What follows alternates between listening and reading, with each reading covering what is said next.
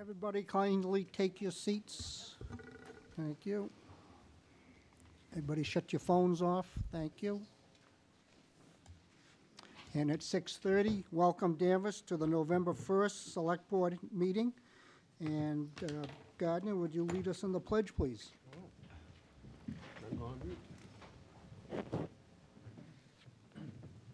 Pledge allegiance to the flag of the United States of America and to the republic for which it stands, one nation, under God, indivisible, with liberty and justice for all. Can we have an approval of the minutes of October 18th, please? So moved. Second. Discussion? Hearing none, all in favor? Aye. Aye, opposed, none, thank you. Is there anyone in the room with new public business that's not on the agenda? Mr. Bradstreet? Bill Bradstreet, town meeting member, precinct 1. Some time ago, I asked the select board and other boards that meet, everyone is important. If we can't come to some kind of an agreement so that two boards, both important, don't meet on the same night, the same time, in different locations. Each one is important, and they need to be viewed in person, I like to think. Who's the guilty parties this time, Bill? Now you're going to ask a tough question. I get so frustrated, I didn't write it down, I'm sorry. Okay, But I find it frustrating personally because I like to attend the meetings to see what's going on. I choose not to watch it on TV later on. You can't ask questions, for one thing. I'll look into the meeting schedules and review them. Thank you. Okay, you're You're welcome. working on it. I will. All right, All right, thank you. Mr. Lantini, you had your hand up? I do. I'm going to pass these out, and I'm going to respectfully ask that you save these and open them when you're home, in your office, so you may process and absorb and come to your own conclusions, please. Thank you.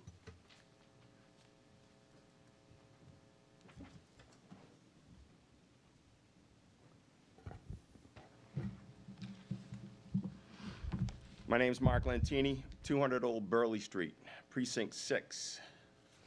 Current employee of the town of Danvers, current president, Local 1098. I'm here tonight to talk and provide testament to the toxic culture and atmosphere and employee retention within the town of Danvers. A few years ago, I sent an email to the board with my concerns regarding the mass exodus of employees, specifically Rich Maloney and Pat Ambrose, who were the catalyst for said email. The response I received from one out of the 5 board members was people were moving on to bigger and better things. And my response was, if things were so great here in the town of Danvers, why are people looking elsewhere? The second email came about a year ago when Rich Sousa left for another community. Rich was my 4th director in 9 years. Again, no response from the board. It was forwarded on to Mr. Bartha. Mr. Bartha and I had spirited conversations several times. Our meetings were brief. Our meetings were to the point. Ultimately, the meeting stopped, even though I had told Mr. Bartha that I still had 3 pages left that I'd like to discuss. The problem has not been fixed. More employees keep leaving. Employee retention and even employee recruitment hasn't improved. The apathy and the lack of accountability in this town is at epic levels.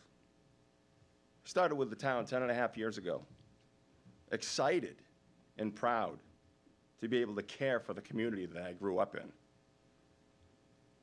And it's been my home for, at the time, 50 years. Over time, the shine just wore off.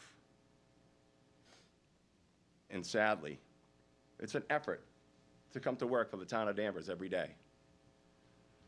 I've provided packets containing statements from current and former employees, courageous employees that took their time, put their jobs and careers on the line, because some wouldn't even write statements because of fear of the long arm of management.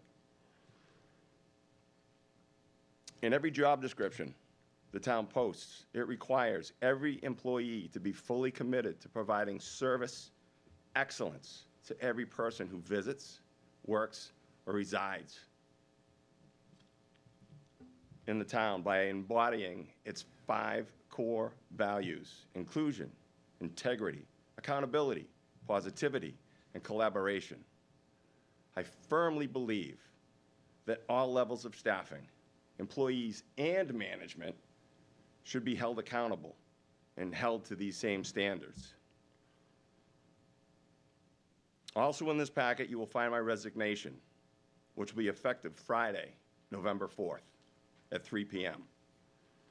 I certainly hope that you, as entrusted members of the Select Board, will honor your commitment and act responsibly by thoroughly looking into the erroneous and harmful practices that have permeated the town's workforce and have been the cause of countless quality employees to leave the town employ. Thank you. Mark, thank you for your years of service to the town. Much appreciated. Anyone else with new public business?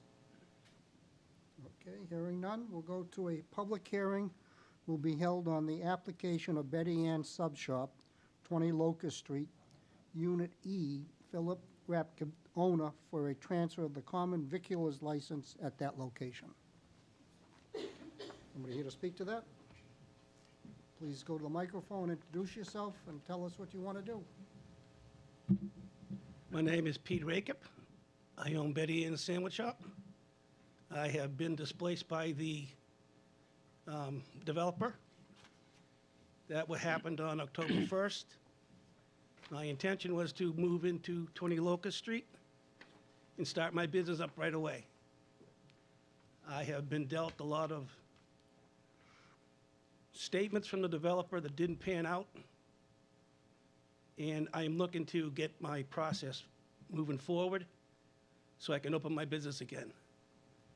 I have several employees who are dependent on my business to be open, and I've been a fixture in this town for 70 years.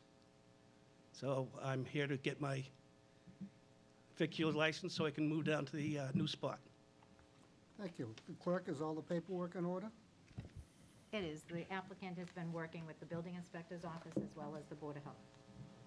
And still waiting for sign-offs? Yes, he'll need an occupancy permit before he can actually open. Okay. Yep. So tonight, if we grant this, it's subject to those approvals? course. Thank you. Questions, Gardner? No, I have no questions. I'm glad you've landed across the street and wish you luck. Thank you. David?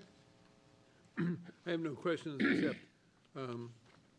I've had lots and lots and lots of comments of people who are thrilled that you've stayed and that you've relocated, and I hope it can open soon. Thank you, me too, and my employees do too. Yeah. Matt? Yep, thank you. I wanted to say that I was under the impression from the site plan review by the planning board for the Maple Square project that you would be relocated into the freight house along the rail trail. Is that something that's still in play for down the road, and this 20 Locust site is just a temporary? That was given to me before they even went before the town, I believe. And they had told me all along that I would be going across the street before the project took off, with the caveat that considered all the construction workers that would be working on that site would come over to you and get their lunch. I got a call a while ago from the developer to discuss the scheduling. When I got down there, they told me that that was not considered. And if I wanted to, I could come back in 3 to 4 years when the project was completed. In the meantime, I cannot dish out thousands of dollars to put in a temporary spot. So I had to go and try and find a permanent spot for my business.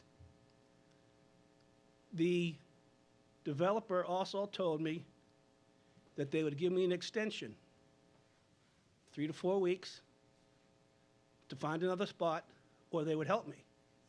Well, their help consisted of walking downtown, mentioning what buildings and spaces were available, and that was the extent of it.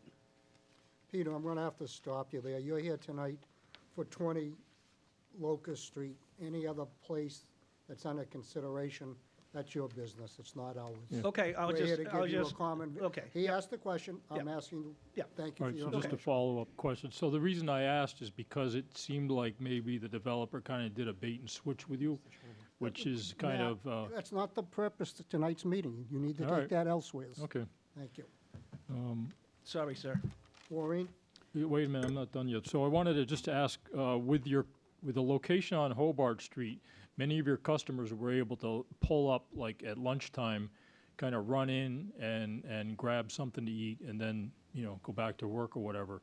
Will this new location, will it have that type of parking where people will be able to kind of just pull? There's a cutout in front of the building that's bigger than what I had on Hobart Street. Okay, And there's designated lined-out parking across the street. okay. And is that just kind of like a free-for-all? Is it dedicated will it be dedicated for Yeah. your business? It's just Yeah. public parking. Okay, so I mentioned that because that's important, right? That people tend to not want to walk a long distance. Like, for example, they wouldn't park on Maple Street necessarily and then walk over to your business. So if it would, No, I think across the street there in front of the tea shop, that's kind of considered to be temporary parking, right? People can only park there for a short period of time. So there should be turnover Yes. of vehicles there. yep. Okay. And then, how about signage? How will people be able to find you? Will there be signs in the window or kind of? Whatever the landlord says is appropriate and the town says appropriate. Okay. And what is the egress? I see like a door that's kind of from the walkway. Is it access is right from outside, or they have to go into another entrance and maybe go down a hallway or something? How do they access this unit E? Do they be able to, just like the store that you had on Hobart, they can just open the door and walk in? Right. Will it be similar? Yes. Okay. All right, well, I wish you success. I know you've kind of, it seems like you've been dealt an unfair hand, and I'm, You play with the hands you're dealt with. yeah, well, I think, I appreciate your stick-to-itiveness and to be able to, to kind of find a location that's close by, and I'm sure you'll be rewarded by perhaps even new customers as well. Let's hope so. Yeah, all right, well, I wish you success, sir. Thank you. Thank you. Maureen? Hi, Peter. Hey, Maureen. I'm sorry to hear that you were promised some things by the developer that didn't pan out. Too bad it wasn't in writing and it was brought to the town manager's attention. I know sometimes how developers are. The good thing is that you're a good, strong business, and I look forward to coming into the shop. And I'm sure all the public, all the residents are aware where you are, because Yep. a lot of people were upset to see you go, and myself too, but I'm glad that you're relocated. And I think with Select Board Member Duggan, let's make sure we have proper signage, good parking for you, and, naturally speak with the town manager and the building inspector to help with that too. And I wish you luck. Thank you. Thank you. This is a public hearing. Anyone in the public? Hearing none? Close the public, motion to close the public hearing? Is there a second? Second. All in favor? Aye. Aye. Opposed? None. Thank you. What's the will of the board? Mr. Chairman, I move we accept the application as presented. Second. Any discussion? Hearing none. All in favor? Aye. Opposed? None. Thank you. Good luck, Peter. Thank you. And I will walk from Page Street to your place. It's not a hardship. The board will consider a vote to endorse the formation of a student advisory council. Mr. Town Manager? Thank you, Mr. Chairman. The Assistant Town Manager is here tonight. In your packets, you received a recommendation from her that was developed in partnership with the schools. We discussed briefly the contours of this committee at our last meeting, and the memorandum tonight provides more detail in terms of the structure of the committee, the service on the committee, a draft mission statement that the committee itself will have a chance to weigh in on once formed, and some examples of the type of work that we anticipate this committee being able to engage in. So Jen or I would be happy to answer any questions you might have, but we would be looking for a vote tonight to stand this up so that the school administration can start working with teachers and students to find out who's interested in getting engaged. Jen, you want to say anything?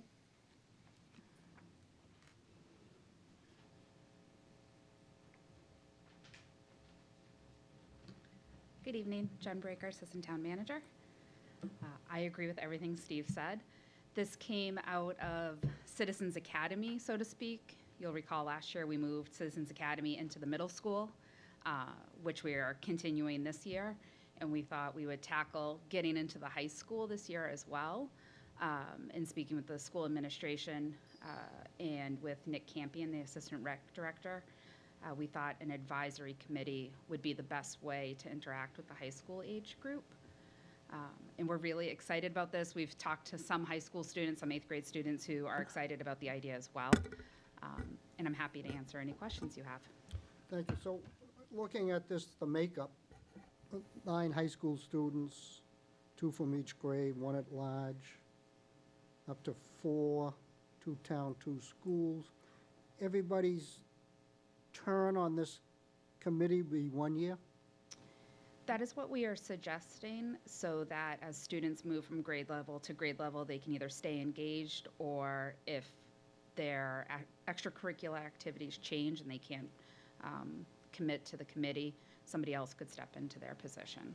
So if they decide they want to continue on from freshman to sophomore, they could?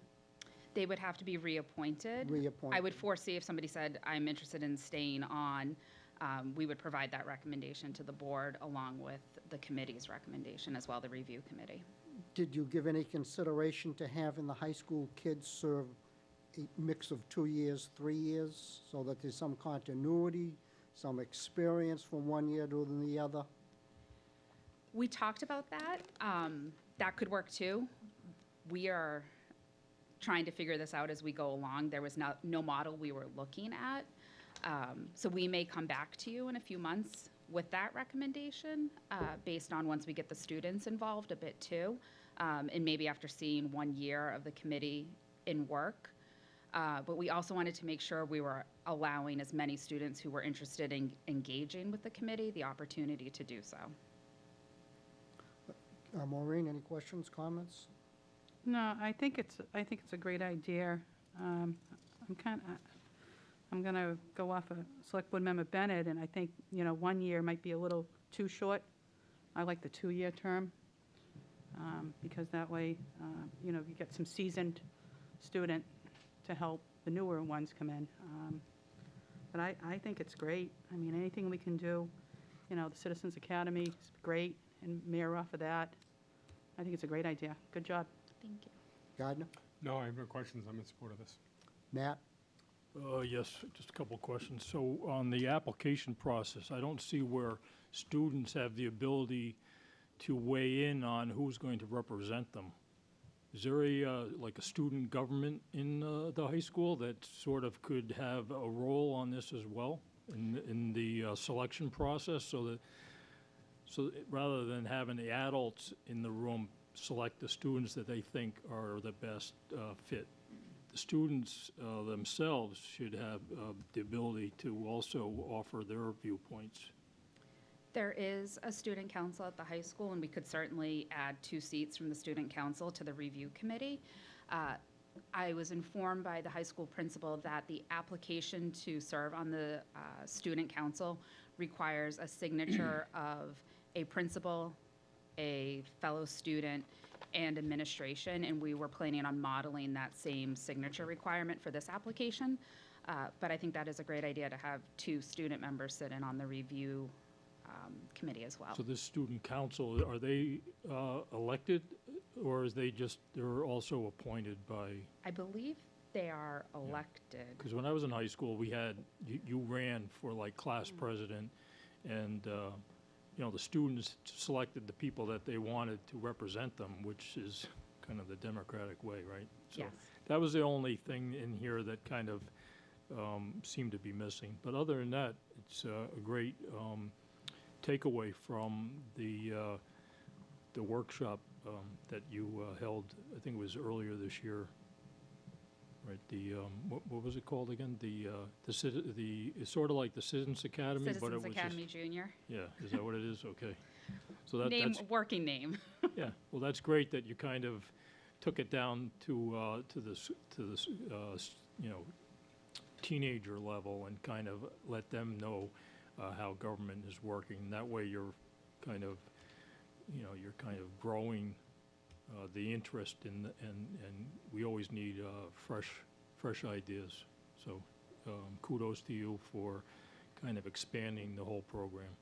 Thank you. Next year, we might be back with an elementary school idea. Okay, that sounds good. All right, that's all I have. Thank you, David. Thank you, Dan. I thought both of the academy presentations that you made in this room, Jen, for the first one and then for the student one, was absolutely superb. And I think the whole concept of that connection between citizens and the town workings and employees is superb. I think this is a great plan. I have listened, and I agree with just about everything that is overlapping stuff feels to me like a good thing.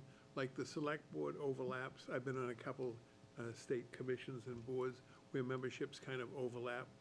It's always seemed to kind of work good from what I can see. Programs and initiatives throughout. What does that mean, programs and initiatives? What's initiatives mean? So we're thinking about maybe something like the pop-up park. We would consider an initiative more than a program, or the disc golf would be another example. So when the town is thinking or brainstorming ideas, so go back a handful of years when Recreation was working on the idea of implementing disc golf. Okay, it's they not could ask like, the students like to how weigh in. the electric light department works. Correct. Okay, all right. Or what the police are doing or not doing. But it could be an opportunity if the police department wanted to talk to the student advisory committee about community engagement and how to engage with high school students or ways to offer after-school activities for high school students. A great starting point could be going to this community, the student committee, to brainstorm ideas. Well, colleagues, I think that we should approve this as is with the understanding that the committee, the student committee can come back at any time asking for modification in any respect of what we do, I think. We're not bound by the approval tonight, so I say start where it is. Great place to start. Thank you. Thank you, David. So I applaud you, Jen, and the students for being willing to undertake this initiative to foster relationships. As we say in Kiwanis, youth is 1/3 of our population, but 100% of our future. And these kids are our future, so I really appreciate you giving them a springboard to future leadership programs. But stop and think, if this select board changed over every year, what would be the results of trying to have some consistency, knowledge, et cetera, of the town business? Agree. So I just think, I would hope that I'm willing to approve it in any form you like, but I'd like you to consider some type of terms for the high school kids anyways. I would be open to an amendment for the 2-year terms. I think if I could, one of the things we talked about at the last meeting was that the Citizens Academy Junior engages we engaged with all 300 of the 8th graders in the spring of their 8th grade year. And so the freshman appointees would most certainly be coming out of that experience. And we talked about there could be an opportunity where somebody would want to be serving for all 4 years of their high school experience. And I think, to the point that Jen made, they may decide after a year they don't want to. Certainly, and maybe we make it clear in the materials that reappointments, you still have to put your name forward to be reappointed. But the idea was that we would have some continuity, and in some cases, you'd have somebody that would be engaged with their local government from the ages 13 through 18 and coming out of high school with 4 or 5 years of engaging with their local government. So I think maybe that's more about the way that it's communicated so much as requiring. Right. I would be resistant at this point to say that we're going to require a 2-year term, because a student may not want to do a 2-year term.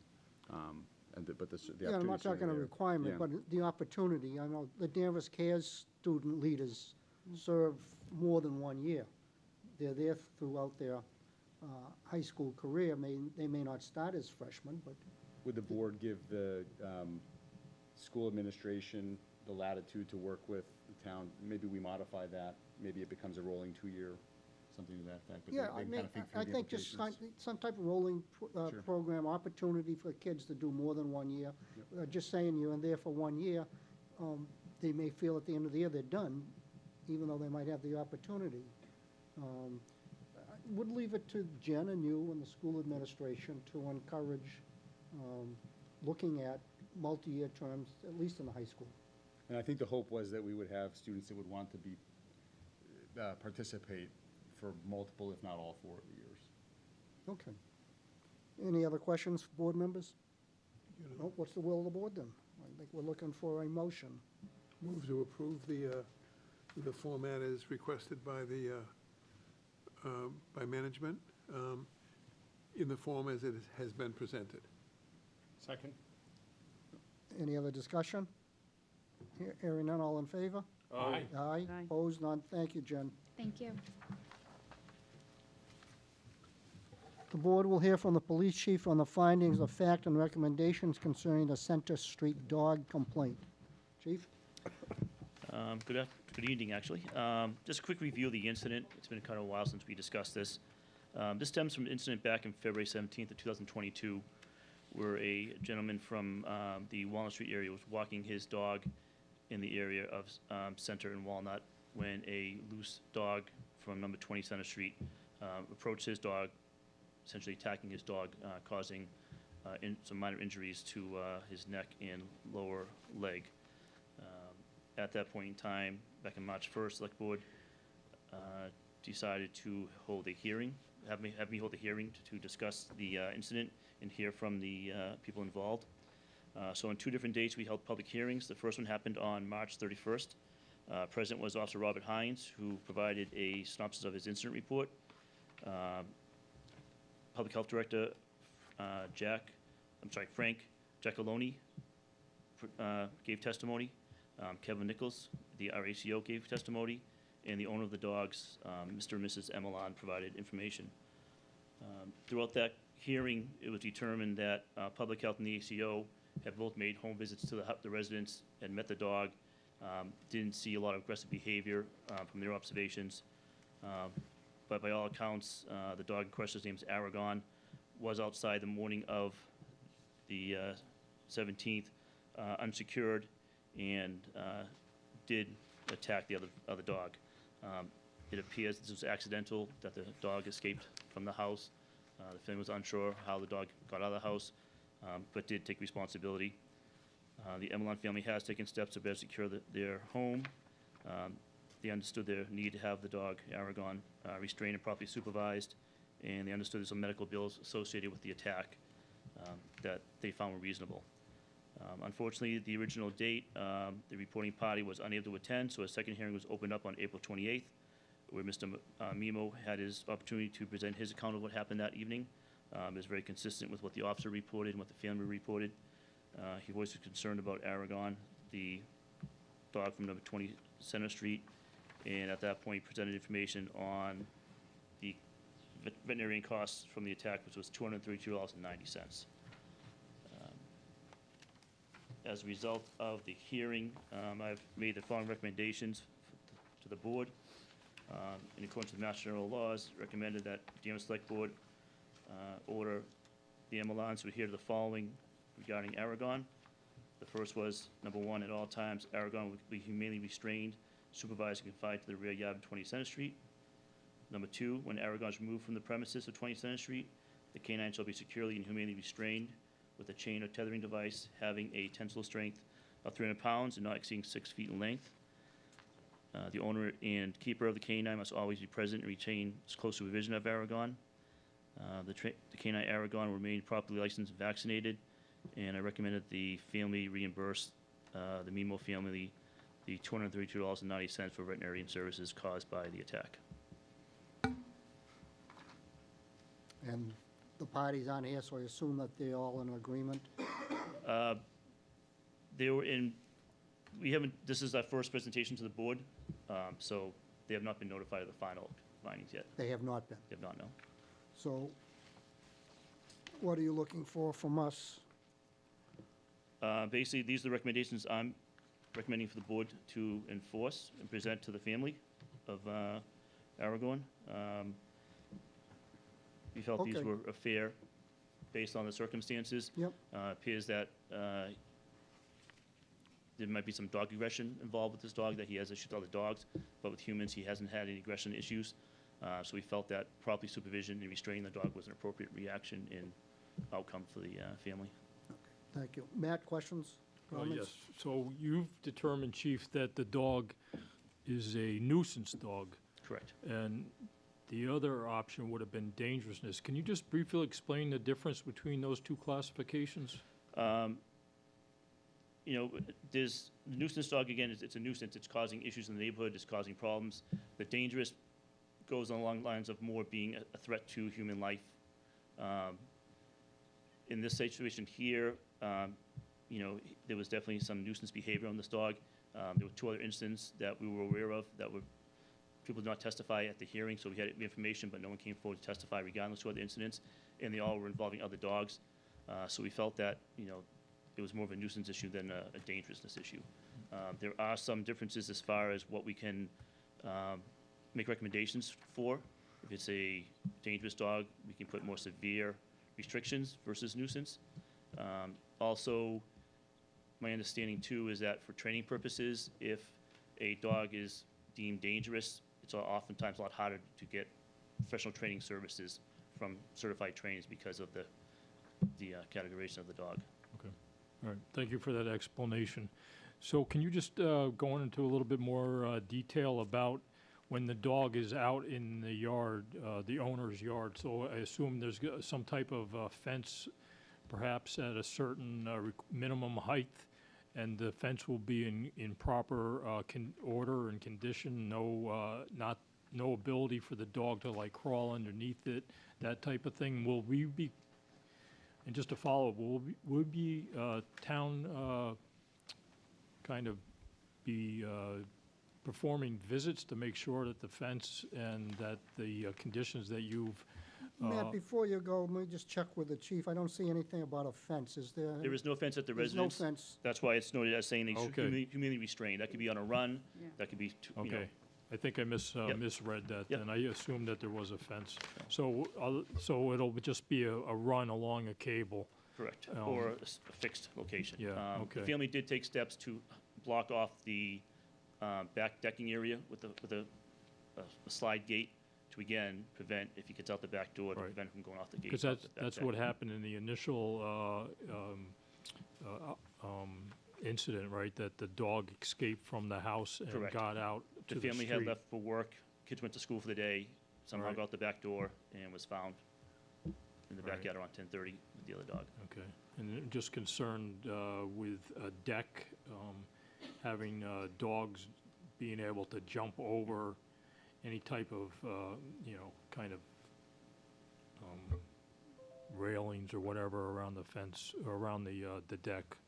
So I'm pleased to hear that you're not concerned about any attacks on humans, and specifically children, because that's always something that raises, you know, red flags that the dog may not be suitable for staying within the town. But it sounds like you've done your due diligence, and appreciate your work on this. Thank Again, you. based on conversations with the owner's testimony of public health director and the ACO who had visited the dog, that didn't appear to be an issue. Okay, all right, thank you. David? Thank you, Dan.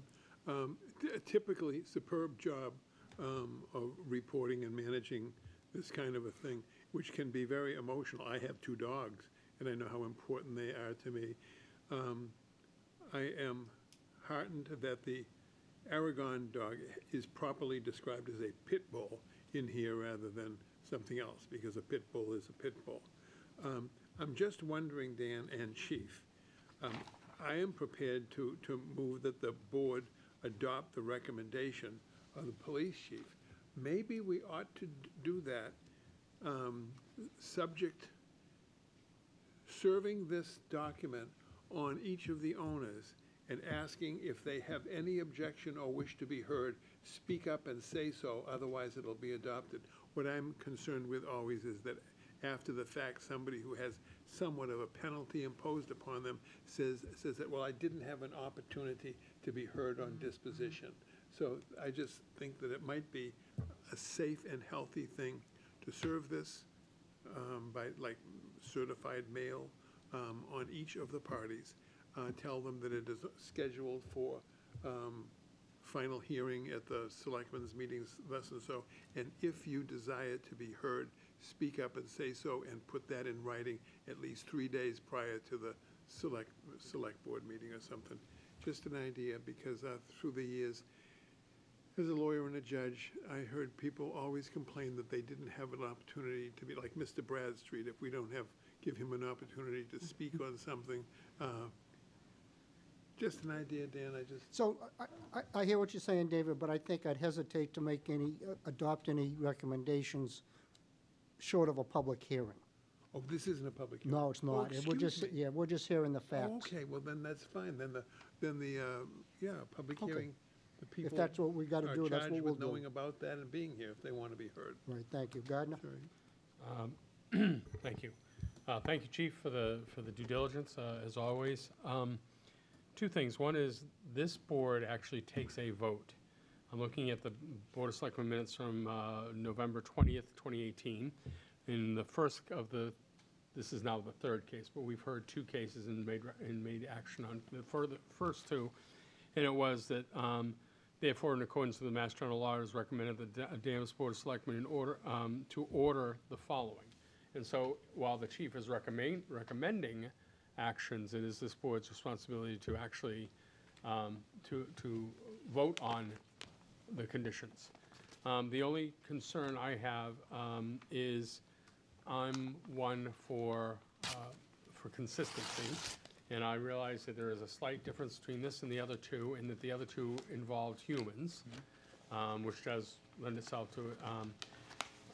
Which is why I don't think we need the consistency of professional obedience training. And that's not your recommendation, and I don't think we need to extend this to that case if in your professional opinion it's a nuisance as opposed to dangerousness.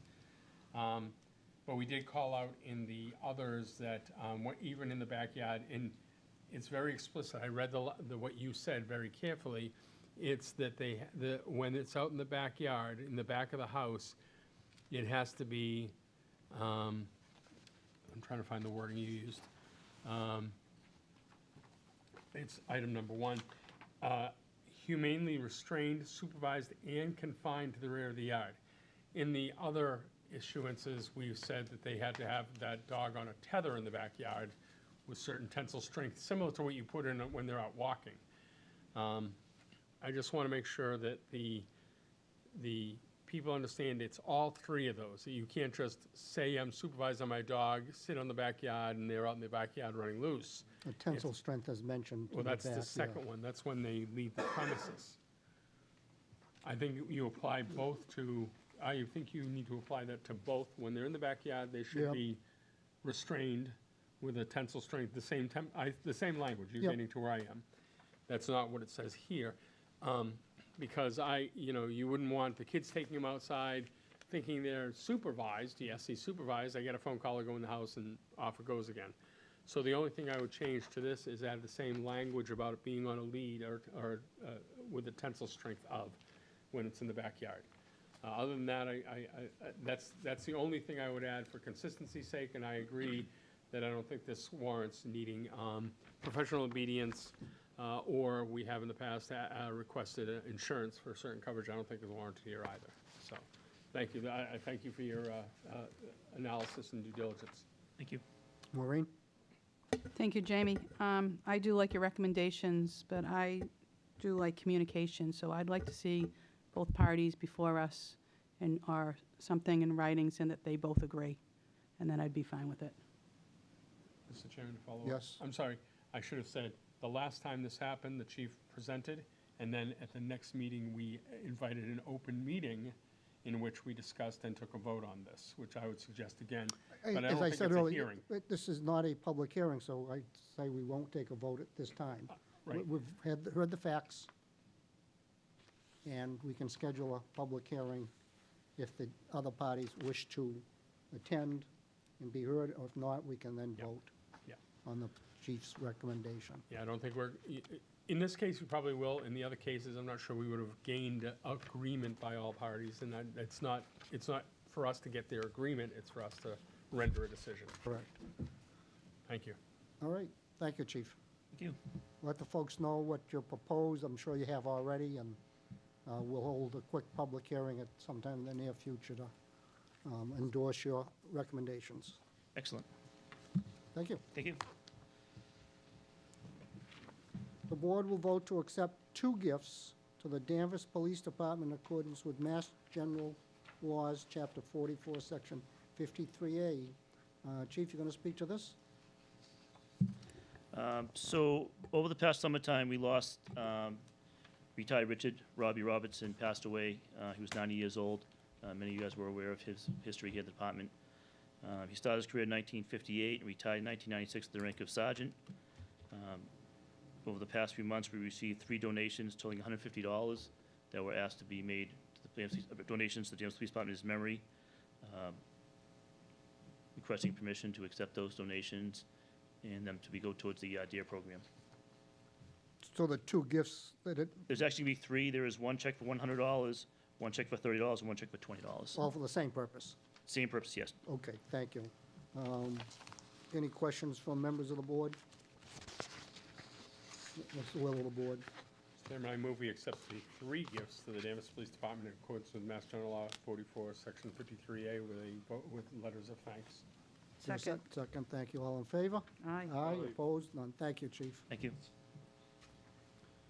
Now for the main event. Yay, yay. The board will hear a report from the DPW director on the status of trash collection and disposal contracts. Welcome, Mr. Lane. Thank you, Mr. Chairman, and thank you to all the board. Introduce yourself for the folks at home. I sure will. My name is David Lane, and I'm the Director of Public Works here in Danvers. And we're going to talk tonight about the refuse and recycling program here in town. I thought we have a few slides to show the board of where we are, and the first couple slides pertain to our collection programs. We could stop and take a few questions after that, and then we also have a couple slides at the end talking about the transfer station and our disposal contract. I did, if the board will indulge us, staff has worked very hard to try to get some information out about our new mattress ban. The state DEP did a waste ban on the mattresses. They are no longer able to go to the incinerators or to the landfills. Mattresses must be recycled here in Danvers and across the Commonwealth. We've put together a program here in Danvers where residents can purchase a $40 sticker online, here in Town Hall, down at the DPW business office. That sticker that they purchase for $40 comes with a bag that the mattress can be put in, and you can go online and arrange collection of your mattress. The mattresses are all going to be collected on Wednesday, one quick route around town, and need to be scheduled on before the Friday before that Wednesday. This is a program we developed to offer residents an option. The stickers are designed to cover the majority of the costs. They cover all the costs with the exception of some DPW labor, which is built into the regular budget. Residents are able to use the vendor they buy a mattress from or other haulers, recyclers. It's up to the resident, but we wanted to provide this option so that they had an option. We understand $40 is not an insignificant sum. However, we designed the program just to cover the cost. We're not making a profit or anything like that on that. It's what we're having to pay to get it picked up, purchase the bag, and have it taken to a recycling facility. The bag is required because we need to keep the mattresses dry, clean, and free of insects and other varmints. David, do you have a sense of how many mattresses you've actually picked up in a given year? We don't. I've talked to a few of the haulers. We're expecting around 20 mattresses a month, maybe 5 to 6 a week. That's what we're looking at right now. But between now and the end of the year, it'll give us a good idea of how many we're dealing with out there. But we're hoping less than 10 a week. All right. This waistband, does it not also include shoes, textiles, and curtains? Yes, those are all coming and being handled a little bit differently. It wasn't a strict ban where we had to have a program in place on November 1st. So we are offering some textile programs. We can get out some, we have information on our social media and on our website about some textile options. However, it's not a strict ban where we have to say no, none of that in the waste stream at this time. It's not a ban as of this moment? Correct. Okay, thank you.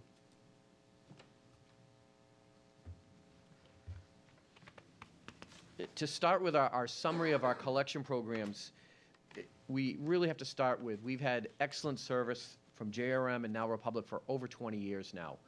It's been a very good relationship with the board, with the contractor. We've worked closely with them. Right now, we're paying between 60 and 70% below the market rate for our collection services right now. It's a really good deal. We're getting good service. They've been good to work for. Unfortunately, our contracts are all coming up on June 30th, and there is no way we can extend the contracts under the current terms. The whole industry has changed. The third bullet you'll see is a very significant change, is that right now we pick up 3 45-gallon barrels of refuse out there on the street. That's the maximum. Most residents have either 32 or 35-gallon cans out there, but we do allow to pick up 3 cans. The industry standard right now across the area is only picking up either 1 64-gallon can or 2 35-gallon barrels. It's a big difference. That's what the industry has gone there. If everybody thinks back around 12 years ago, we were picking up 5. At that time, actually it was about 10 years ago actually, we changed from 5 to 3. Now it seems that it's time to drop the program to 64 gallons in 1 container or 35 in 2. It's a change that we really feel it's time to do, and we're going to have to ask the residents to try to consolidate as much as possible. All of the local programs do have, or most of them have an option for an overflow, whether it's buying a bag for overflow or buying a barrel for overflow.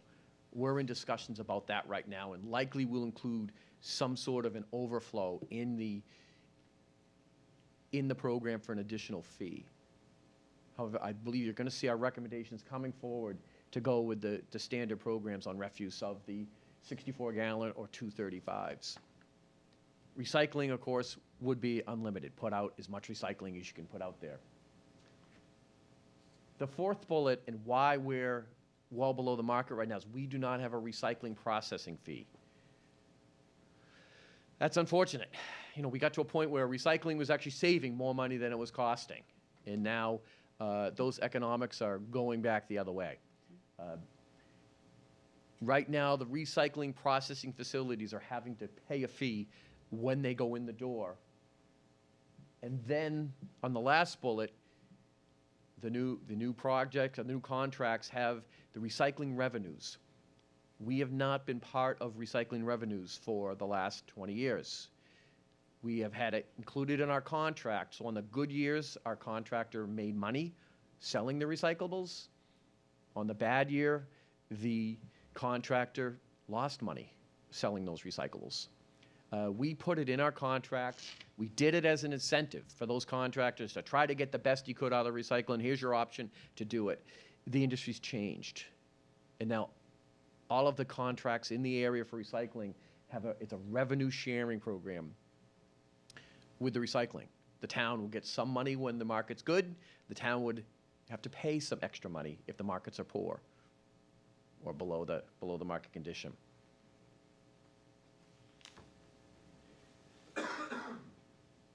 On trash, or refuse we call it, the industry is moving to automated collection.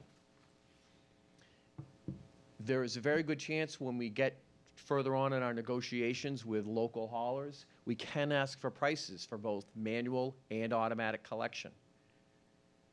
The prices we've seen on the market right now, automatic collection is less expensive right now. The bids are coming in cheaper for automatic collection than manual collection. the labor costs have gone up significantly to make the manual collection harder. 3 men on a truck or people on a truck versus one, I'm sorry. The downside to the automatic collection is the second bullet. In order to do automatic collection, someone has to purchase barrels, toters, the big containers that are specialized, so they're all unique. We'd have to buy a refuse container and a recycled container. So you have to figure in the cost of purchasing those, amortizing those, how long they're going to last. Right now, to buy a 64-gallon refuse container and a recycling container for every resident in Danvers, it's on the scope of $1 million. So over 5 years, it'd be, straight $200,000 a year to pay it off. Many towns are doing that. We will likely, through our negotiation process, get prices both on manual collection and automatic. However, it does appear automatic's the way the industry's going. And if we don't go automatic now, we're pushing the can down the road a few years. We'll be there shortly. But we are going to investigate prices. It does appear that of the haulers that are out there in our area, not all of them will give us a proposal for manual. At least at this time, I've been told by at least 2 of them that we're interested in automatically collecting the town of Danvers. As a side note to that, when we do automatic collections, they've done this. I personally thought it would only work in the Midwest or in California where it's flat and the roads are laid out like a grid and not on New England roads. But the industry has figured out how to do it in towns like Danvers. And they have devices called what they call an alley truck. Right in the contract would be a small truck that has to go up short roads or short dead-end roads that aren't safe or aren't convenient for the automatic truck. Little things like that are in the contracts and are figured out, would be figured out into the overall price. Like I mentioned in the previous slide, standard container is the 35-gallon. So in an automatic collection, that would be 1 35-gallon container on wheels that you'd roll out to the curb. A manual collection, you could have 2 35-gallon, and they wouldn't be standard. The last third and fourth, the bullets at the end, all of the collection contracts now have a fuel adjustment charge. They establish a base rate for fuel, and if the fuel prices go above that, we're paying a portion of that. It appears that's the industry, and we're going to have it in there.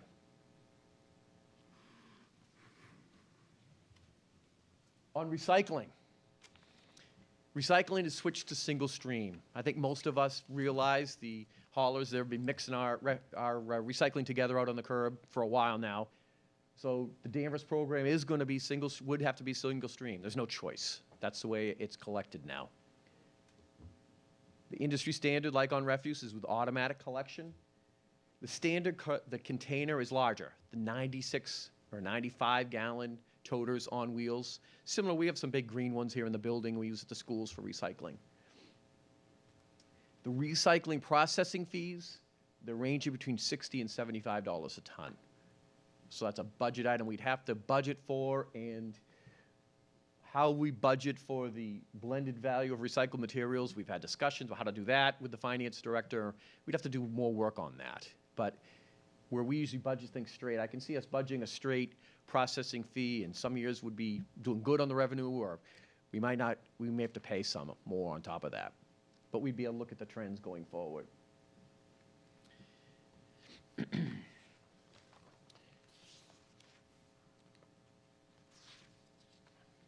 The other item with recycling is a number of years ago when we went to mandatory recycling, we changed the program and went to weekly collection. I thought it was fantastic. No more blue week and green week and that type of thing. There are a few programs in the area that have bi-weekly recycling. Wilmington has it, Salem has it. They're the 2 in the area that do that. Most of them have the weekly collection. I've talked to staff, a little bit with the finance director and town manager on that. It'd be our preference to go with weekly collection of recycling. We're going to have to evaluate, see what the cost is of that.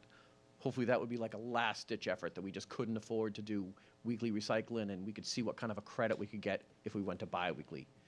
But honestly, when we had bi-weekly collection, we found it confusing for the residents, especially on the 5-week month or on a holiday week and that type of thing. And had to do a lot of advertising and instructions with the residents on that. The next steps on this is we're preparing forms in the rough form of an RFP so that we can get contractors to submit proposals to the town to do collection. We'd be looking at a 5-year contract with haulers that we'd like to get in. We would like to have the same hauler pick up recycling as refuse, just one hauler in town. We'd like to do the 2 contracts together, have them work together.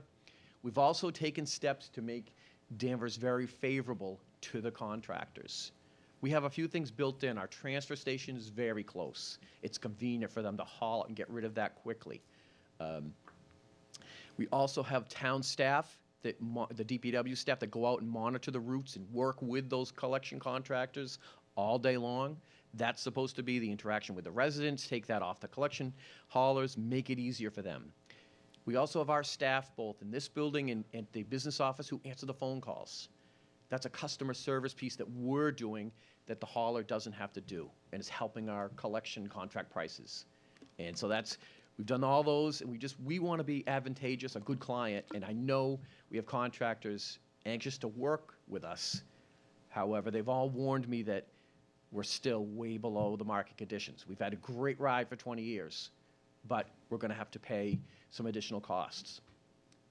And so we're headed out with some of the changes that I mentioned tonight to go out and get prices from the contractors and see where we are before in advance of the budget. Hey, Mr. Chairman, I thought I'd take questions on collection of recycling and refuse before we talked about the disposal. So, obviously, you've been talking about single-family homes with the barrels. What will you do with multifamily homes? So we would keep the program the same as we do, that we do up to 3 families, and actually we do up to 4. We'd keep this program the same as we have right now. Well, number of barrels. Oh, each unit would get a barrel. Okay, okay. Yep. And if I may pursue a different line of questioning regarding recycling. Mm-hmm. Why do we still recycle plastics when the only plastics that are recyclable are number 1 and number 2? The other ones up to 7, they're not recyclable. White bottles and green bottles can't be mixed together for recycling. And if I may, only 5% of all the millions and millions of tons of plastics picked up are actually recycled. So what happens to the other 95%? If you read, and I read that same article, Mr. Yep. Chairman, that you read, and if you read that article at its face value, the rest of it you would say went into an incinerator or a landfill. It got disposed of. That's it. We've had discussions with staff, and the staff is working with state officials and other experts in the area to find out what plastics should our program pick up. And that's something before, when we start with a new hauler, we want to get a clear brochure out. These are the recyclables that we want collected, and we can tell you that in our best, all the information we have available to us, they are going to be recycled. We don't want to collect recyclables that are not recycled. We're going to work hard at that. And if I may, for the folks at home, it says in this article from the Globe of Sunday the 30th, if plastics were a country, they would be the 5th largest emitter of greenhouse gases in the world. Yep. And we've been talking about greenhouse gases for a number of years at different levels. We're starting to look at it.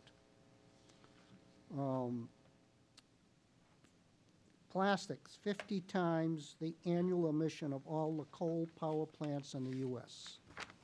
I'm sure you read all this thoroughly. I highlighted some things. When plastic is burned in garbage incinerated, it produces even more plant heating pollution. Plastic recycling has actually declined by up to 4.5% since its peak in 2014. And a lot of these things come from Greenpeace. I think everybody's familiar with Greenpeace. They have a very important agenda. So I'm gonna kind of skip through the rest of it and get to the last column. Plastic bottles are currently banned in Brewster, Chatham, Eastham, Falmouth, Harwich, Orleans, Provincetown, Wellfleet. And Arlington's plastic water bottle ban went into effect today. Canada has already set a goal of getting rid of single-use plastic containers. Single-use plastics are designed to have usable life that within minutes or months, but the molecules last forever. This is the reason we need to keep making them. So my thought is, let's stop making them and let's ban them. And I think it's, what do you think, David, about having a single-use plastic ban in the town of Danvers? It's a concept that deserves consideration, I think would be my answer tonight. And that's something that we can think of, similar to, we talked about that with the plastic bags, went through something Right. similar to that. Yep. And obviously, we need to look into what options are available to the residents, what impact would that have? But it's something that I believe deserves further research, and we'd be glad to do that. Thank you. I like that answer, and now you give me the impetus to go on and research what these other towns have done and come back with some type of mini report to my fellow select board members, and I'm sure you'll do the same for the future. Sure will. Thank you. Okay. Anyone else have questions, comments? Or he goes on to the Yeah, next if we're piece? talking about recycling. Yep. You talked about having a larger barrel. In the previous comments, you said recycle is unlimited. But if it's automated and I have more than fits in the barrel, am I expected to hold on to it till the next week? So what we've, so far, when we've talked to other towns, everybody's been able to fit their material into that large barrel and do that.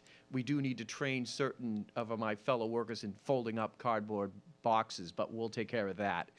Not to point fingers.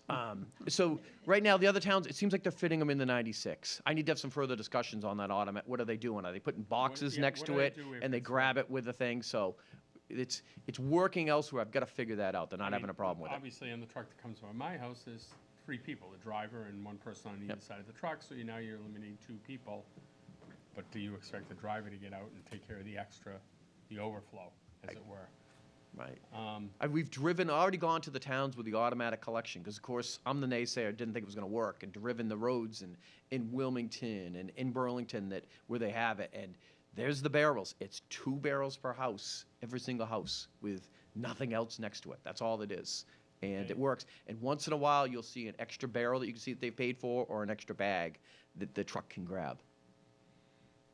Okay, and then my other question pertains to both recycling and pickup in regard, which you're probably gonna cover when you talk about, but basically, can I still drive to the dump and drop stuff off for free for recycle?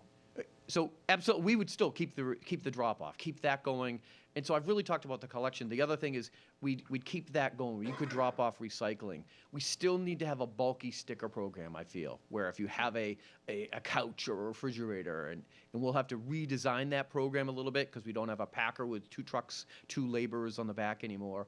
We have to have that, a Christmas tree pickup and leaf pickup. We still need to have those things, and those would all be added on to our program. And when we go to get cost proposals, we'll get individual prices on each of those programs, so we know what each one costs. I'll hold the rest of my questions to when you talk about refuse. Sure.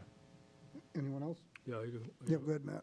Yeah, while you're on the automated pickup, so I see how the collection process works in Salem, and every dwelling unit has both one of the recycling barrels, at 65 gallon, I believe, both recycling and for trash. So if it's a single person dwelling unit, and it could be up to 4 units, now you have 8 of these barrels sitting in the yard, so they take up a considerable amount of space. But I see that that arm that the driver uses, they can go between parked cars and grab things off the sidewalk, so it has quite the reach to it.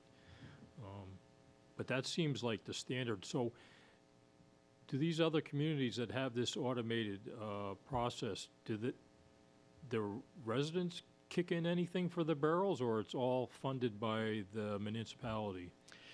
So I've done the research of the towns in the North Shore, say like Burlington through Salem, all up this area, Middlesex and Essex County. And it appears the municipality, through some sort, paid for the first barrel. And then, and the municipality also pays for the maintenance on that barrel. I've seen that across the contracts. The replacement of the barrels, that if you lose your barrel or need a new one, then the residents kick in at the cost of what it is. Right, and I think you said, you estimated the rollout to be $1 million to give every household 2 of these bins. That's a considerable amount, so you would kind of, it sounded like you would amortize that over like a 5-year period. Yeah, I think it would be prudent, and Rodney and I have just started to talk about that. We probably amortize it over 5 years. I am seeing multiple contracts where they're lasting into the second 5 year. Right. So we know I know they're at least going, 10 years now. Right. I think that's the way to go. I don't know what opposition might be out there from residents, but I think it's inevitable that you're going to see these trucks with only one worker on, in the driver's seat. There won't be anybody chasing the truck down the street. That's kind of a bygone era, really. So it's cost prohibitive from a labor perspective. And then just, if I might, just chime in on the mattress ban, or the collection of them. So I've seen comments from residents that it's some kind of a tax, but I think $40, it's a pretty good deal, because if you go online and try to find a vendor in the area to pick up a mattress, it could be easily 3-4 times that amount. So $40 is very reasonable, and it sounds like there won't be a huge demand on it if you're thinking only maybe a 10 or a dozen. Was it a week or a Per month? week, yes. Yeah, but that's a good recycling effort, because there's the material, the fabric or whatever can be used for blow-in insulation. There's metal springs that can be recycled, so that's good. So would we extend that? You mentioned couches a few minutes ago. So couches sort of have the same type of construction, right? Wood, fabric, coil springs. So would we expand that mattress service? I think before we could expand it, we need to make sure we have a good, secure recycling facility where to take them, to make sure they're recycling. A facility to recycle couches, although people are working on that, there's some of it may be going on, we don't have a dependable place to do that yet. Okay. That'd be All the right. first step. Okay, well, thanks for the presentation so far. I'll reserve some time for at the end. Thank you. Yeah, just to piggyback on what you said, the folks that I use to haul junk that I can't take to recycling told me he'd be charging $150 a mattress, because he's got to get rid of it somehow. So you're right, the $40 is very reasonable. Mr. Chairman, one Yes. quick note, following up on the question about the capital cost up front for the cans. One of the things we'd also look at, if this is the direction we go, is whether we'd be able to fund that out of free cash, for example. So by amortizing it in the budget, we'd be sort of blocking $200,000 in the tax levy for a 5-year period.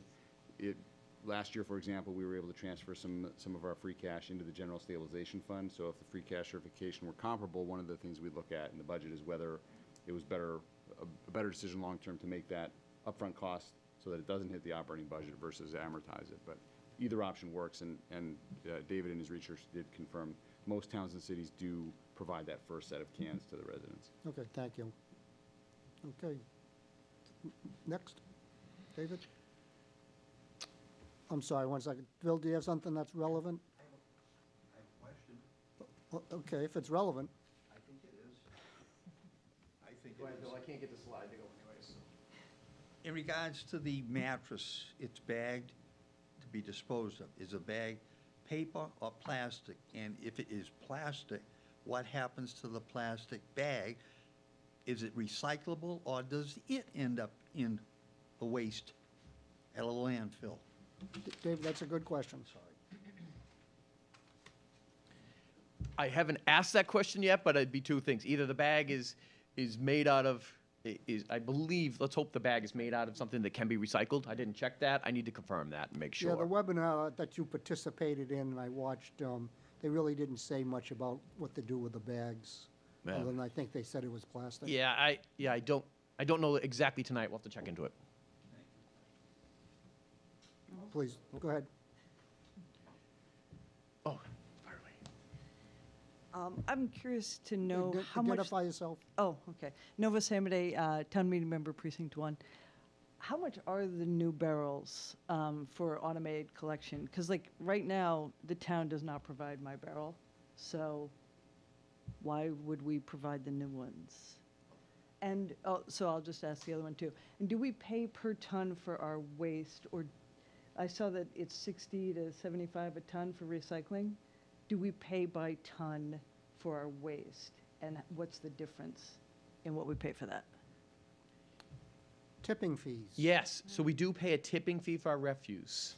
It's just over $80 a ton right now for our refuse, which is about, market rate is right around between $95 and $100 a ton. We pay just over $80 a ton for refuse. And we need to provide a standard container if we go to automatic collection, just so that we have so that the truck can rapidly get it, so the cover opens right. That's why we would need to buy the barrels. If we had if manual collection was available and we went that way, then residents could buy their own barrel at the right size. But how much are the new ones that, like, why would, the town doesn't provide the current whatever barrel you get, but why would it provide this specific, why wouldn't we just get this specific correct barrel? We could, and the board asked that, and it'd be, $150 a resident to go out and buy these barrels. So it'd be quite a burden on the residents to go out and buy that. So the towns that I've checked into, when the program started, as a benefit to the residents, they included the barrels in the cost of the program. Towns chose that.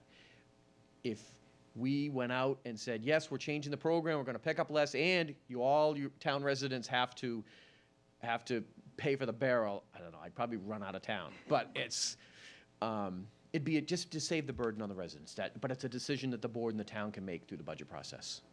Totally optional. Okay, continue, please.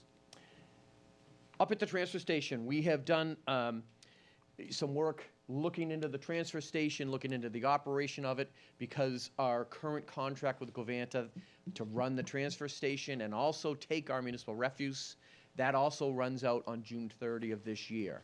That is the same contract, the contract where we take, they take our refuse at a certain price per ton, and they are allowed to run our transfer station and take our refuse and offer certain other services. That's combined into one contract. So Danvers has had that same contract with Covanta or the predecessor companies. They've been bought a couple times since the transfer station was built. The license for the transfer station with the state, the MDEP license, that's held by Covanta. They are the licensee. They are required to run that in compliance with state regulations, and they are allowed to accept 350 tons per day of waste up there.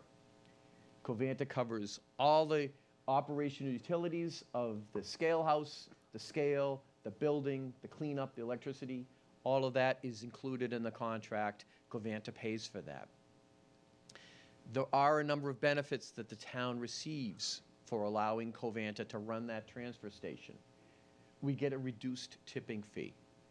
Market rate is between $95 and $100 per ton. We pay just over $80 per ton for refuse right now. That saves the town approximately $90,000 a year. We have a host community fee. That's dependent on how much they bring in of outside waste. It's up to them how much waste they run into. But right now, they're getting close to maximizing the 350 tons per day. So it's been averaging $75,000 a year. Some years a little higher than that, other years lower. They also take care of the scale maintenance, calibration, and utilities, all of that, which previous to this current contract used to cost the town. We'd have to pay those costs.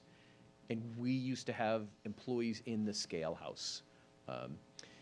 When we had employees in the scale house, we were able to provide a higher level of customer service to the people when they came up to the scale. However, it was a cost. We had to pay the cost of those employees. The reason why we changed those employees in the last contract negotiation was a cost-saving measure.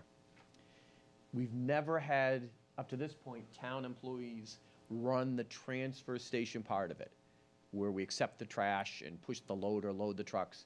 We've never had town employees do that part of the operation. But this year, we've gotten the question of what is the future of the Danvers transfer station? And should the town run the transfer station? So we've spent the last few months looking at this and doing research on it. We've talked to the DEP. In the DEP, I said absolutely, they would license us to run the facility. However, we'd have to get a new license with the DEP, and we've gone through with them a rough outline of what capital improvements would have to be done to the facility. There's a number of things that would have to be done to the building. We'd have to put some money in to do that. Change some doors, some fire protection, litter, corralment, all of that type of thing. If we were to run it, we would need additional staff and equipment to run that transfer station. You can see we would need front-end loaders, we would need staff, trucks to haul it, we'd have to arrange for trucking, all of that stuff. We'd have to increase staff. So we need both management and operations staff, and then we need clerical staff in the scale house and in our billing department to do that. So it's not a small undertaking that we can just take over with existing staff and start running it. I need to establish that message. There's nobody that can do that. It's 5 employees. It could be a revenue-generating facility to the town. If we're able to take in enough refuse under that 350 tons a day at the right price and then have the right contract to dispose of it somewhere else, we could make money on it. I don't think we'd want to run it unless we could do that.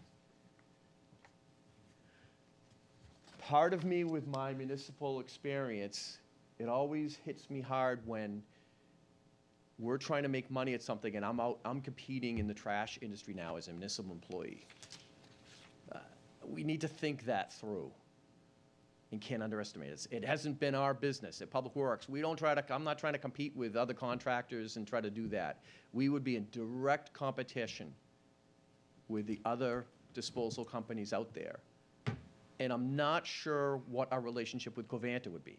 Covanta's the biggest player in the area. They have the most transfer stations, they have the most refuse they're moving around, and we would be in direct conflict with them if we tried to go head to head. We need to think about that. Obviously, you can tell I'm nervous about it, but so we would need to attract refuse at a retail rate or have other communities. Right now, we have other communities' refuse that comes through our transfer station on the way to Haverhill. Covanta chooses to do that out of how they manage waste. If their line is too big in Haverhill, they send waste through Danvers in order to keep that line down. They put it in bigger trucks and haul it up there. Salem's waste, actually, the city of Salem, their waste right now is set. It goes to the Lynn transfer station as the first option. If there's a problem in Lynn, then it comes to Danvers. If there's a problem in Danvers, then it goes to Haverhill directly. The town of Wakefield, that comes right to us right now, and then it goes to Haverhill. But if there was a problem at our transfer station, they'd send it right to Haverhill. So Covanta's managing all that waste. If we were to get into the transfer station operation, we'd have to try to attract that waste in those contracts. We'd have to get out there and market it and get people to bring it to us and have our costs and disposal fees established enough so that we could make money on it. To me, that would be not a small undertaking for the town to do. We'd be right out there in the trash business and doing that. So why are you looking at it? If I can Oh, yeah, Steve, go ahead. just jump in for a second. So as David, I think, made very clear in the collection presentation, we are about to experience the market correction that many of our municipal peers have experienced in the past 6-7 years in terms of these contracts coming due with the collapse of the recycling market, and we're seeing considerable increase on the collection side. over the last couple months, in conversations with David and conversations with Wally, we've talked about the transfer station, which is also coming to the end of its contract. One of the terms, David and his team have done a lot of research over the last couple of months, have learned enough to know that there's something here worth exploring, but nobody in the room tonight would stand up and say this is something we should be throwing ourselves into. The analogy we were using a couple weeks ago was with a hurricane, you have the cone of uncertainty, so there's a statistical probability that the hurricane goes this direction, there's a statistical probability that it goes that direction.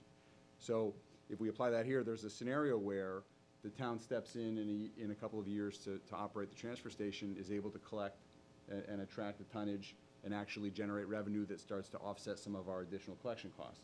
There's also a scenario where we staff up, invest in equipment, and fail to attract enough tonnage for forces outside of our control. Hypothetically, Covanta controls the market and ensures that it's difficult for us to make a go of it.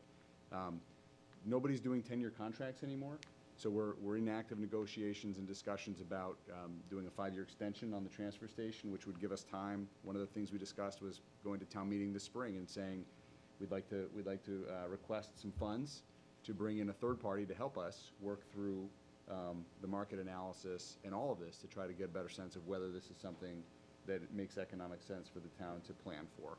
But it would be a multi-year planning process, starting with, as David alluded to, the licensing process from DP could easily take a year if this is a direction that we felt was worth recommending to this board and ultimately to town meeting. Yeah. So it's something that I think warrants a look, but it's not anything that I think, at this point in time, we would be recommending that we sprint towards. Yeah, the only thing I'd add is it's a facility on town property that perhaps is making money, and we should be it'd be prudent for us to look into that.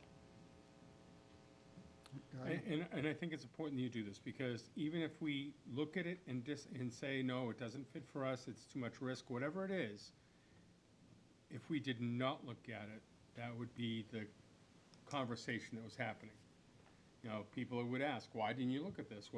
I would rather have it looked at and discounted for good and solid reasons than not looked at it all. So keep it on the list. Yeah. Nothing should be off the table until we evaluate it and say it's not worth keeping on the table. So, Mr. Chairman, if I could add a couple things. So, as the town manager said, the second part of this is that, so we are in negotiations with Covanta about continuing our waste contract. And we're looking at them. The maximum we could do with them right now would be a 5-year. And we're evaluating, should we do a 5-year or a couple-year contract with them? Where we know we'd have to license that. Perhaps we want to do a few-year license to give us time to look into this. So we're in active negotiations with them, both for what our tipping fee would be, what our host fee would be, to see if they could continue for some period of time after July 1. The change out there with disposal contracts is we've always had a cap on our CPI on that. Even though our tipping fee is relatively low right now, our last contract had a 3.5% cap on the CPI, which we only hit once or twice in the 10 years that we had that contract. Now we're talking about perhaps not having a CPI cap, maybe a cap's higher than 3.5. That's the difficult thing about that contract right now. So are you using this idea of running the transfer station as a bargaining chip for your next 5-year contract? You know me well, so yeah. Yes, I do. So can I ask, is Covanta the only one, or are there other competitors with Covanta? So there are other competitors. There's other incinerators up in the Haverhill area. There's other disposal options. They're the biggest player in the area, but there's others. But we should look at the others, too. Yes. Yep. Okay. I like looking at all options. Yep. And will this be an active search that you go out and seek, or will it be an RFP process whereby we present an RFP and anybody who wants to respond can? On which question, Mr. Trapp? On the on either of the new contracts. Oh, so on the disposal contract, all the research we've done, if we want to extend the disposal contract, we need to extend with them to try to do an extension. Yeah, On this right. one, right? Yep. Yeah, so we're not looking for an extension from anybody else. Okay, any other questions? I have a question. So I just heard that all the options are being evaluated for the transfer station. does that include the option to shut it down? You mentioned Salem using the Lynn transfer station, and what would be the benefit? I think Salem used a facility on Swampscott Road that they closed down. Is there any type of benefit that Danvers decided they wanted to close the transfer station down and just send our refuse somewhere else? Right now, Danvers, we're getting benefits from it. Our residents are able to take refuse there. Our small commercial haulers or even larger commercial haulers are able to take stuff there and avoid going up to Haverhill or further. We're also getting a reduced tipping fee and getting a host fee. Okay. So we're getting substantial benefit for the town at no cost to us. Yeah, I think, and that's kind of the takeaway I got from your presentation. Yep, good. If I may, do we capture metrics year over year about the tonnage of refuse that our residents produce? Yep. And can you describe, like, from a graphical perspective, like, is it kind of a flat line? Does it ebb and flow? I'm just trying to understand if there's opportunities to kind of somehow reduce the level of refuse. We have a recycle program, but I don't think it's fully embraced. So we do have and right here, I'm looking at the last 8 years of our tonnage right there. We can put in graphical form when we do our budget presentations. The last time we saw a big drop was when we went to mandatory recycling and it dropped to 3 barrels. Right then, we saw a big drop. So in addition to the program costs less for collection, we also saved money on the tipping fee when that dropped. Right. The tonnage right now, we're up, and it goes up depending on the economy and what kind of year it was and such, but we are creeping up right now. And we need to do a little bit of work, but I have to imagine that if we went from our 3 45-gallon barrels down to 164 or 2 35s, we could see a drop in the tonnage, which would be a drop in the tipping fee also. Right. The And good news. I see when I drive through my neighborhood during, like the night before trash day or even in the morning, it's amazing how some households produce so much trash, so many barrels. It's not equal, right? So one neighbor could have like a half a barrel, and then the next neighbor's got like 4 barrels or whatever. Even though they're not allowed to, they'll just take one of the barrels and push it over into their neighbor's yard or whatever. And another thing is the black contractor trash bag. They can hide a multitude of sins, all right? So those black trash bags can contain anything, lumber, drywall, plastic. Who knows what's in those bags? Have communities actually gotten away with or have moved to a point where they don't allow black trash bags? Every resident has to use clear trash bags so that they can see what's inside them? So I haven't seen clear trash bags in a long time. I've heard about some pilot tests and done that. I can't speak to seeing it, but I do know that the collection staff become very adept at finding out what's in those. They just kick the bag or touch it, and they know exactly what's in it, and aren't hesitant to leave it behind. Well, I've seen some JRM workers actually rip the bag open to look what's inside, because it's a small bag, but it weighs like 50 pounds, so they know there's something in there that doesn't belong in the truck. So so we need to really work harder, I think, to kind of just reduce the overall amount of waste in the pickup, right? So that's savings right there. The recycling is a good start, but I think it needs to be more encompassing. So we actually have some DPW staff that are very anxious to try to train Danvers residents how they can have less trash. Oh, good luck. Very excited about Good it. luck. And the state's doing a lot of work on that to yeah. So give us the David, promotional if stuff. we can kind of wrap it up. Sure. What I'm seeing here is you're negotiating 2 new contracts, at least for the trash pickup and perhaps the transfer station. Yep. And these contracts expire June 30th, so you have to sign your new contracts by when? By May. By May, right, okay. We want to sign them a lot sooner than that. Will we see those too? So we'll be getting an update on that. I Yep. don't know if we're going to see the contracts. I don't think we need to, but we'll get the the blood and guts of it anyways, or the trash piece of it. The two, Mr. Chairman, sorry to interrupt, the two factors, I'm seeing eyebrows raised from both Public Works and Finance. We would need to have budget numbers in time to have the process ready for the Select Board in March. Right. And if we are switching haulers or making substantive changes to our collection policies, there also needs to be a lot of lead time for education with the public. So I think earlier, There's a lot of work to do in a short time. Correct, correct. And folks out there, don't go buy new barrels like I just did. No, we're wrapping up. They'll be back. Can I ask one that may impact his negotiations? We've often heard about the condos that can't get access. If you're gonna have these small trucks, are you gonna maintain the current standards of trash pickup, or do you think you'll broaden it to condos? I actually think they made their bed, they should stay in it, but I just want to put it out there. From my research, when condos were developed and when someone bought a condo, they knew it did not come with municipal refuse collection. And It's part of the condo fee. I think it's going to be hard enough for the town to afford the program that we're going to be forced into, never mind expanding the Okay. program. And then the other one is probably not for you so much as I would like to consider, can someone look at the current fines for dumping and see if we're at the max? Because you see an uptick, especially with the mattress programs and others, you might see an uptick, and I'd rather deter that through aggressive fines. Thank you. David, thank you very much for the update. I always like talking trash. Thank you. Thank you all. Thank you very much.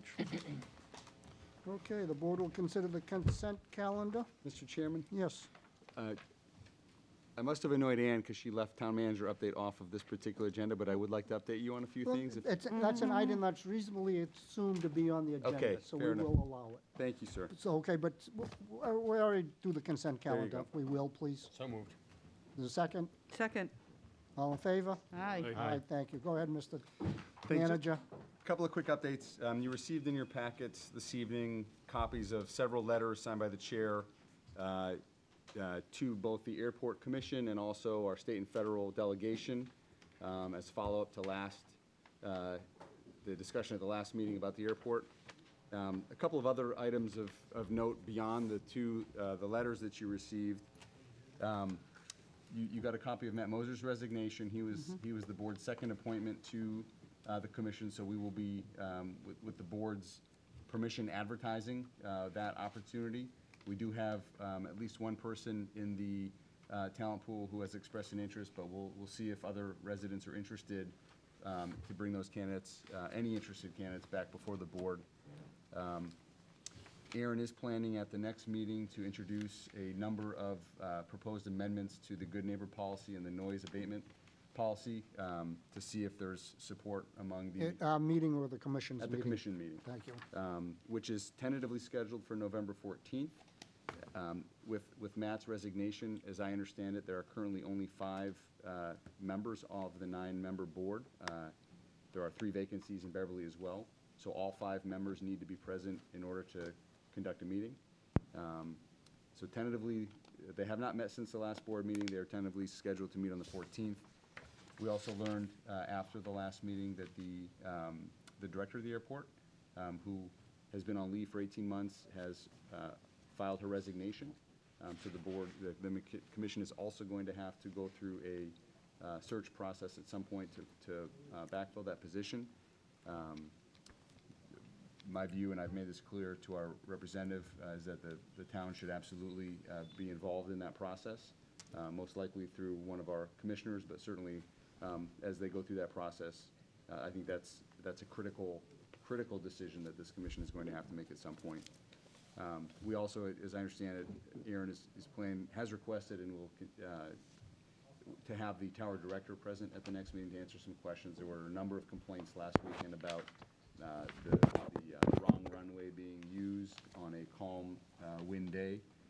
It does look like, based on the data Aaron was able to collect, that was in fact the case. So there are some questions he has that he'd like to have answered regarding why. And I think, again, part of the answer probably is that they've been operating effectively, essentially without a director for some time. And so it's been a challenge to manage the day-to-day operations up there. So I think, depending on how the meeting on the 14th goes, we will probably want to invite our commissioner back for another update. We had mentioned at the last meeting potentially having a special meeting for dedicated just to the airport, which the chair and I can look at the calendar and try to think through. Now let's invite Seth Moulton Correct. to that meeting so he can respond to the citizens about the federally run airport. Correct. Yep, so I think more to follow on that, but I wanted to share a couple of the updates that have occurred since our last meeting. We had a presentation at the last board meeting on the strategic planning process.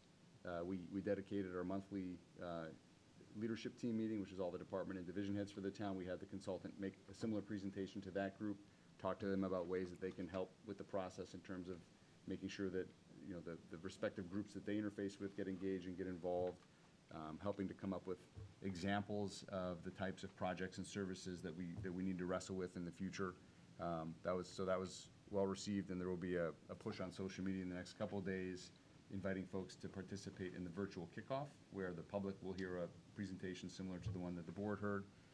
And then in January is when the first large-scale, in-person visioning meeting is slated to take place. So there will be a similar big push through traditional media, social media, potentially even a reverse 911 call to invite folks to get engaged in that process once it formally starts after the holidays. And last, I wanted to publicly thank Representative Kearns and Senator Lovely for their help securing the right for the town to purchase the DCAM property up at the State Hospital. It's the old the power plant site, so if you're familiar with the smokestack, the brick smokestack, the state has agreed to demolish that building and clean the site for us before we go through the regulated process of having an appraisal done. Early indications are it'll be a very reasonable price that the town will be able to acquire that property. We have the only egress onto that property. It's essentially landlocked from Maple Street outside of the town's easement. And David is gone now, but his team has been working with Weston and Sampson to try to evaluate the different public works facility options in terms of single site or not quite as many sites as we have today, but maybe a two-site approach. So they did a lot of work behind the scenes to help line that up with DCAM, and I wanted to acknowledge that. Very good. Thank you. Anything else? Any questions for the manager? Questions for the manager. Did you indicate that you thought in our packets were copies of letters signed by the chairman? There should have been 2 letters in your packets. I didn't get them. There weren't. They were not They weren't. included? No. I apologize, and we will get those out electronically in the Okay. morning. Yep. Okay, thank you. Correspondence, new business, previous business. David? Is this the, Yeah, this is the For time you get whatever to speak, occurs whatever first. you like, yeah. Shoot. Free for all. well, number one, at the senior center, every month, there is a newsletter published, which is available online or will be sent to anybody that wants it. I just want to remind us all that there is a serious array of great programs at the senior center. Services, people on board there all to do anything that they could to help people live happier lives as senior citizens. And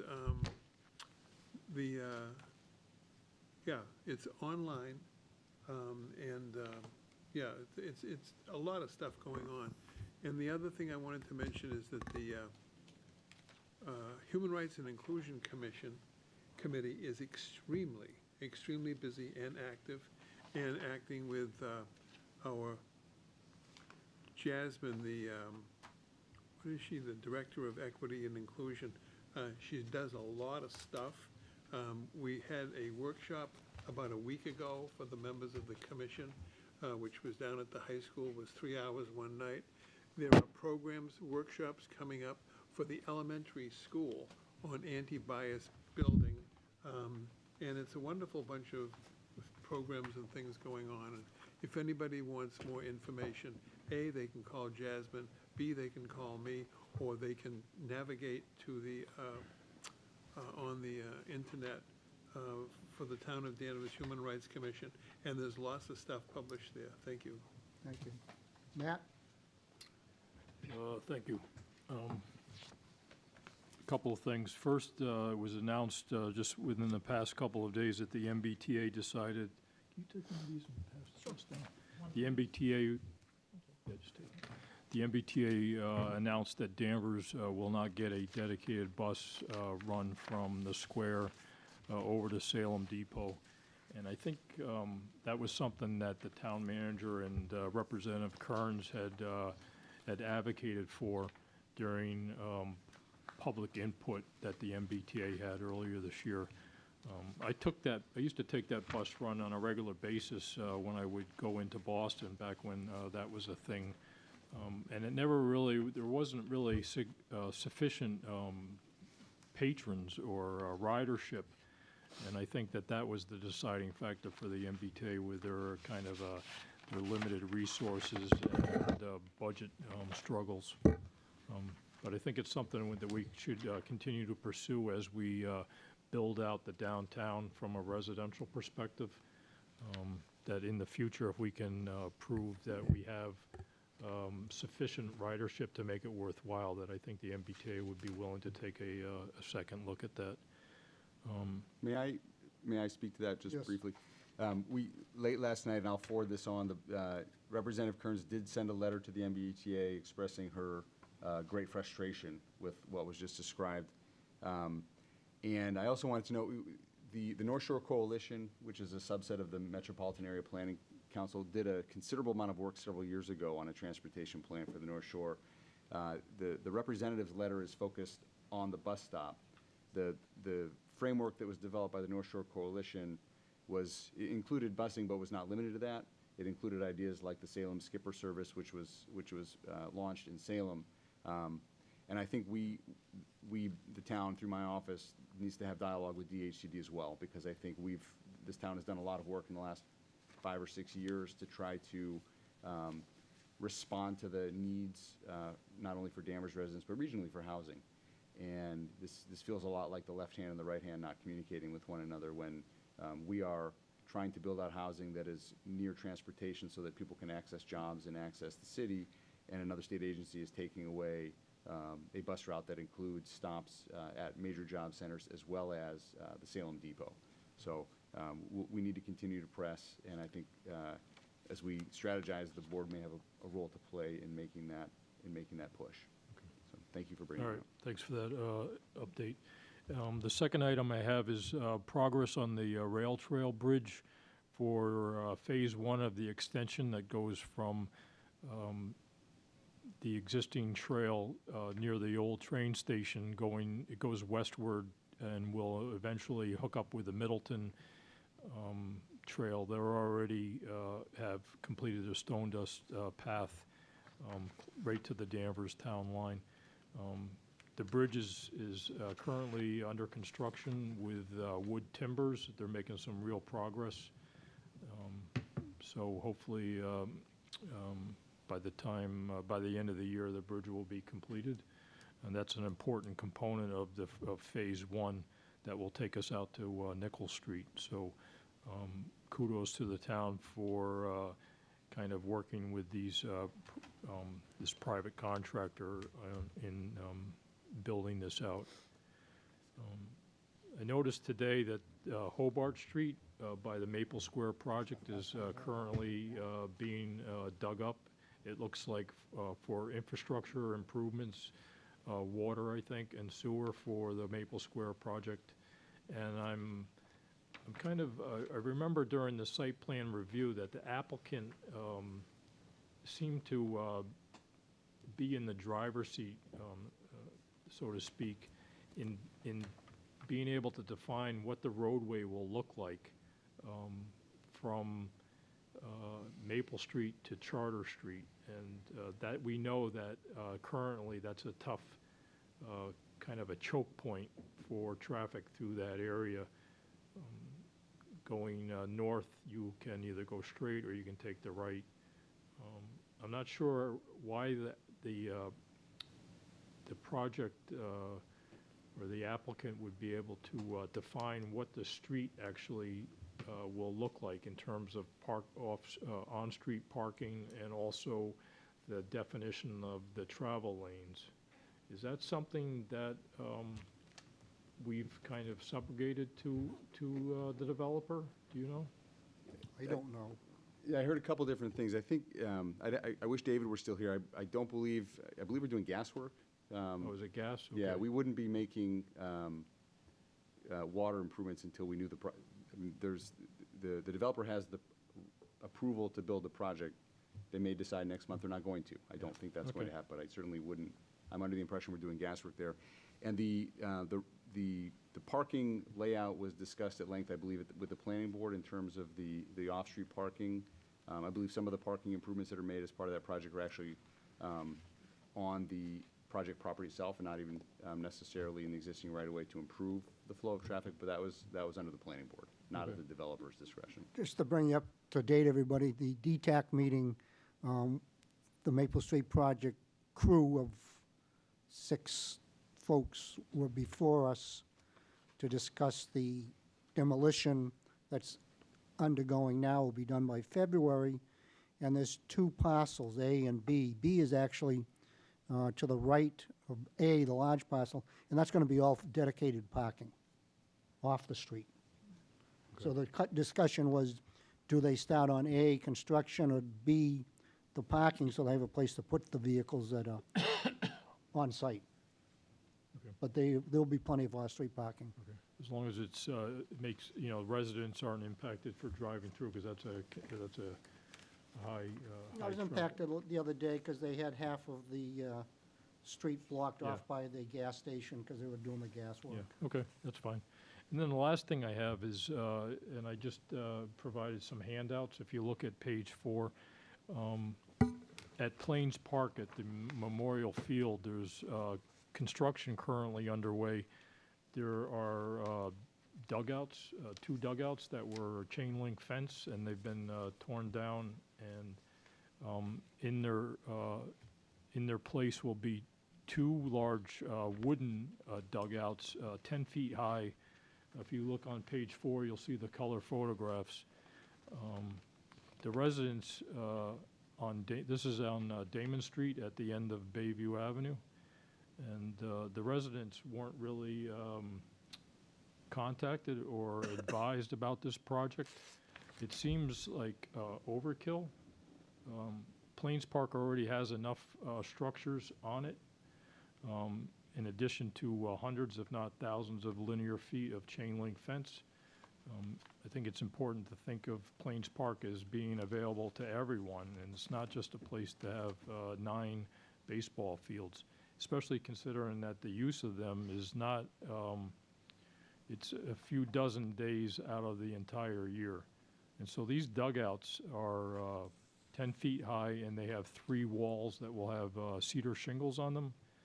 And the concern is with this specific field, but also I understand that they're building similar structures at Tapleyville Field. And then I'm thinking, well, maybe other fields at Plains Park will also have these dugouts. So you'll have these dugouts that are really overkill, I think. I think the argument was from the applicant that the players need to have these roofs to protect them from rain and also from the blazing hot sun during the summer. And I think that's really not, they're not needed. So these were approved by the Recreation Department without any public input from the neighbors. And so just a concern that these are being built, and then also the possibility that there'll be the other fields in Plains Park will also have these built as well. Thank you. Mr. Manager, would you ask David Mountain for an explanation that you can provide to us? I think to clarify, it was approved by the Recreation Committee, not the Recreation the Department. committee? But Okay. I certainly will follow up with David in terms of outreach. So the Recreation Committee this was a gift, it was donated by the leagues, but I Right, no, I think understand, the lack but- of outreach, I will Yep. follow up on. Thank you. Yep. Yeah, and it's, the slabs haven't been poured yet, so maybe there's an opportunity here to kind of put a slight freeze on this project until there's kind of maybe some more public discourse. The manager will get an update from David Mountain and get more public input. Okay, thank you. That's all I have. Thank you. Can I say something, Mr. Chairman? Sure. Steve, could you also ask Dave Mountain to look at the, once we're talking down by the Twy Field, the snack bar area, because it looks like it's in some need of repair. I know that was donated and built by the Corbett family, and it just looks like it, maybe we can have the DPW guys take a look at it, or the park people spruce it up a little bit. That would be great. Okay, well. And then well, can I just say, can thank you. continue on. I'll continue on, thank you, Mr. Chairman. I just want to say thank you to Cindy Dunn, Mary Little, Danvers Housing Authority. You know, we're very fortunate to have the Danvers Housing Authority in our hometown. They run a terrific housing facility, keeping our residents safe. Anybody, you know, that has lived in Danvers really benefits once they sell their houses and they want to still live in Danvers. I really enjoy being on that committee. The other thing is, you know, I just want to say about the Betty Ann's, you know, with Peter. It's been a nice fixture where it was, but I want to wish him good luck and let the residents know that he is relocating, and let's continue going to get our subs there. And then the other thing, I just wanted maybe to hear an update from the town clerk about what's happening, you know, with the the voting that's happening, what, a week from tonight? Thank you. Sure.